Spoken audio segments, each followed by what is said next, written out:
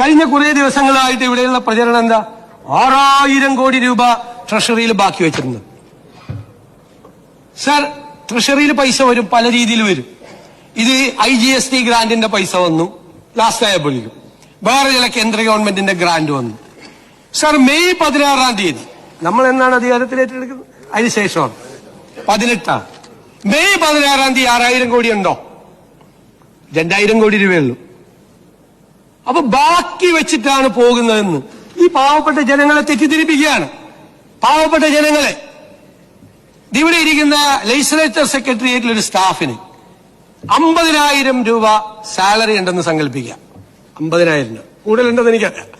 50,000 രൂപ ആൾക്ക് 25,000 രൂപ പലചരക്കടയിൽ കൊടുക്കണം. ശമ്പളം കിട്ടുമ്പോ പുള്ളി പലചരക്കടയിൽ കൊടുക്കുന്നില്ല, അത് പോക്കറ്റിൽ വെക്കുന്നു. പാല് മേടിച്ച കാശ് കൊടുക്കുന്നില്ല.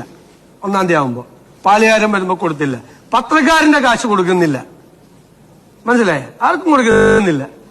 ആ ഇറച്ചിയും മീനും മേടിച്ച സ്ഥലത്ത് അവർക്ക് പോലും പൈസ കൊടുക്കുന്നില്ല. എന്നിട്ട് ഇദ്ദേഹം പറയാണ്, എന്റെ പോക്കറ്റിൽ 50,000 രൂപ ബാക്കിയുണ്ട്.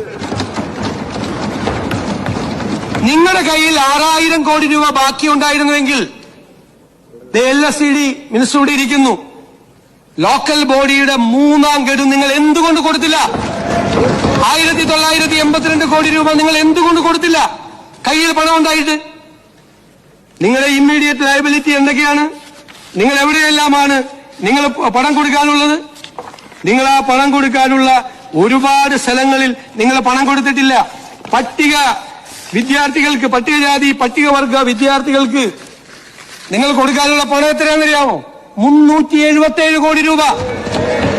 6000 കോടി രൂപ ബാക്കി ട്രഷറിയിൽ ഉണ്ടായിരുന്നെങ്കിൽ എന്തുകൊണ്ടാണ് ഈ പാവങ്ങൾ കുട്ടികൾക്ക് ഫസ്റ്റ് പ്രയോറിറ്റി ആയിട്ട് കൊടുക്കണ്ടേ? ആ 377 കോടി രൂപ കൊടുത്തോ? നിങ്ങൾ കൊടുത്തോ? 21,000 കോടി രൂപ ജീവനക്കാർക്ക് DA അരിയസ് വെച്ചിട്ടാണ് സർക്കാർ ഇറങ്ങുന്നത്. അത് കൊടുത്തില്ലല്ലോ. എന്നാ 6000 കോടി ബാക്കിയുണ്ട്. ഒരു അരിയസ് കൊടുത്തേക്കാം, തീരുമാനിച്ചില്ലല്ലോ. പെൻഷനർമാർക്ക് 14,387 കോടി രൂപയുടെ അരിയസ് ഉണ്ട്. ഞാനിനി അതും പോട്ടെ, അതെല്ലാം പോട്ടെ, ആ സപ്ലൈകോയ്ക്ക് കൊടുക്കാനുണ്ടല്ലോ ഒരു 2,893 കോടി രൂപ. ഏറ്റവും രൂക്ഷമായ വിലക്കയറ്റം നിൽക്കുന്ന ഒരു സംസ്ഥാനത്ത് 6000 കോടി രൂപ ട്രഷറിയിലുണ്ട്. ഇനി നിങ്ങളെടുത്ത് ചെലവാക്കിക്കോ എന്ന് പറയുന്ന നിങ്ങൾ എന്തേ അത് കൊടുക്കാതെ പോയത്? 2,893 കോടി രൂപ ഇവിടെ വിലക്കയറ്റം നിയന്ത്രിക്കേണ്ട സർക്കാരിന്റെ ഏജൻസിയാണ്, മാർക്കറ്റ് ഇന്റർവെൻഷൻ നടത്തേണ്ട ഏജൻസിയാണ്. നിങ്ങൾ അവർക്ക് കൊടുത്തോ? എന്തിനാണ് ആ മെഡിക്കൽ സർവീസസ് കോർപ്പറേഷന് കൊടുക്കാനുണ്ട് 476 കോടി ഇല്ലേ? ഇവിടെ ടൈപ്പ് 1 ഡയബറ്റീസ് ഉള്ള പാവപ്പെട്ട കുഞ്ഞുങ്ങൾക്ക് ക്വാളിറ്റി ഇല്ലാത്ത മരുന്ന് വിതരണം നടത്തി നല്ല മരുന്ന് കിട്ടാൻ വേണ്ടി ആ കുഞ്ഞുങ്ങളെ കാത്തിരിക്കുക.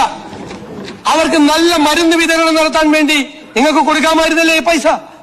കൊടുത്തില്ലല്ലോ, കൊടുത്തില്ല. 476 കോടി രൂപയാണ് അവർക്ക് കൊടുക്കാനുള്ളത്. ഞാനിപ്പോ കുറച്ച് സ്കീംസ് മാത്രമാണ് പറഞ്ഞത്. പാവപ്പെട്ടവർക്ക് കൊടുക്കാനുള്ള കാരുണ്യ സ്കീംസിൽ 2017 കോടിയുണ്ട്. നിരവധിയായിട്ടുള്ള ബാധ്യതകൾ. ഇപ്പൊ ഇമ്മീഡിയറ്റ് ലയബിലിറ്റീസ് മാത്രമാണ് ഞാൻ പറഞ്ഞത്.